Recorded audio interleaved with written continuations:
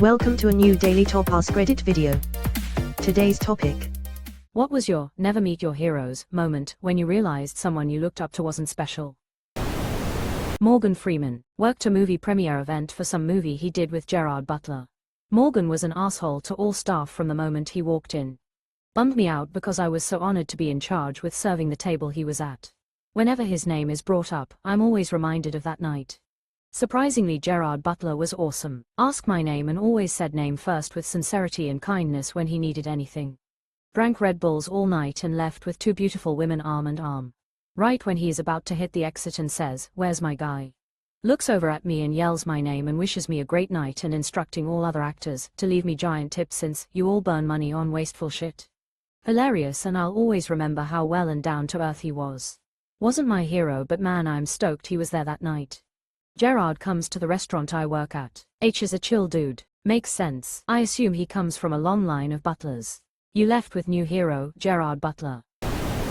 I was on a small PR team for a school district when a very popular, long-time local news anchor retired. She was an alumnus and joined our team after retiring from the news. Everyone was very excited, including me. I'd watched her growing up. So of course she was a nightmare. I used to produce sports TV for a national outlet, and somehow you'd think the athletes worth 9 figures and being glorified all their lives would be the assholes, but it was always the anchors. This was the consensus among the staff too. I worked alongside a few local news TV reporters. A couple stand out with how they interviewed and looked at people with contempt before they interviewed them. One got me a promotion at work though, just by remembering me from when we happened to drink at the same bar a few years earlier. I was warehouse but helped customers with packages to cars. After we spoke like long-lost friends, the owner came up. He was impressed and gave me hours on the sales floor.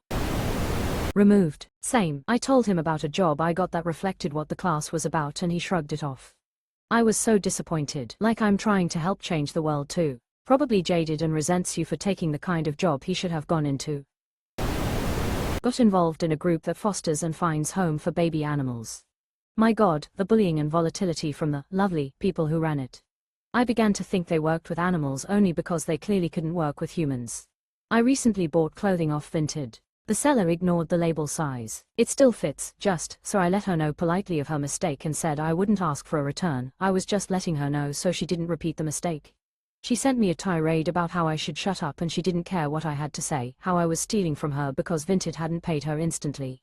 It takes 24 to 48 hours usually. Vile, obnoxious, patronizing woman. Anyway, she left her name and address on the parcel. Turns out she's a counselor who specializes in animal therapy. Presents herself as a kind, caring person, but shows a real nasty side to anyone she thinks is lesser than her. Found her online reviews and one of them reads simply, describes herself as kind and empathetic, to animals, maybe. Certainly not towards people. Single quote. I always side-eye people who feel the need to explicitly call themselves kind and empathetic, because if you were truly kind and empathetic you wouldn't feel the need to shout it from the rooftops, you would just be who you are and people would be able to see it. Dude, my partner is involved in the local animal rescue and support scene. These women are the absolutely worst. Cliquey, gossipy, some implicit racism as well. It's wild the stories she comes back to me with. Animal rescue people can be terrible. So convinced of their own self-righteousness they never stop to consider they can be wrong. Worked at a dog daycare, can confirm. Anyone who says they hate humans and that animals are better is a nightmare person to deal with. Middle school level behavior from manager to associate. I used to sell merchandise at a Broadway show. The director of the show was someone I had been a big fan of since I was a child, so I was really pumped to get to work on the same building as them and see them every day. I wanted to be a theater director at that point, and that director was a huge part of the reason why. One day I was cleaning up the merch booth and was bent down behind it, so if you walked through the lobby you wouldn't see me. So the director walks out of the theater and is just screaming at this other person about how shitty the show is, how none of it is their fault, and everything is everyone else's fault. They're screaming about the costume designer being awful, the script being garbage, the set doesn't look good, etc. And all I could think was, they co-wrote the script, they directed the show and had control over every aspect of it. They approved all of it. How the fuck is any of it someone else's fault? I lost all respect for them that day. As a movie director I always say, if something in the movie is bad, it's because the director, me, fucked it up. If the movie is perfect, that's because everyone on set did a great work lol. If anything goes bad, I did it. If anything goes semi-good, then we did it. If anything goes real good, then you did it. That's all it takes to get people to win football games. Bear Bryant. My middle school science teacher met Bill Nye. Up to that day, you could count on at least one reference of the man each week. I don't believe I ever heard his name leave her mouth again after that day. Also met him by happenstance, complete jerk, and that's me being polite. This one has always sucked, but it sucks even more for me now. My son is getting to an age where he can watch Bill Nye and he really likes science, so I've introduced him to the show and he loves it. Brings back a lot of nice memories for myself too, and it's a goddamn shame that someone so passionate about science and spreading knowledge to children and is probably responsible for a shit ton of people my age in science-based fields, to be a complete unrepentant asshole. My high school physics teacher did some work with Bill Nye, and she said he's a huge jackass. Neil deGrasse Tyson is equally awful, IMO. I thought my CO was larger than life when I was in college and trying to get internships. Now that I've started at the company, he's just some other asshole that's just better at drinking than anyone I know. There was an altercation during a work-related party at my last job that involved cops. The CEO of my company asked the first officer, "Do you know who I am?" The company was a small startup in a city of close to 2 million. That and a few other instances really opened up my eyes to his arrogance. I'm average Joe in just about every way, and I got into it with someone randomly one night and I used that line, and when they laughed, no, at me, I said good and bolted out of there. Neil Gaiman, talented writer, can't even talk about him anymore. The most disappointing part is the massive volume of literature that clearly demonstrates that he understands how evil his behavior is. I've had to flip all his books on my shelf backwards. His stories were incredibly important and foundational to my understanding of stories and the power of mythology as a teenager and young adult, and I cannot pretend that they haven't helped form parts of me as a person. I have a very complicated relationship with those works right now. Throwing those books out would be like cutting off a poisoned limb.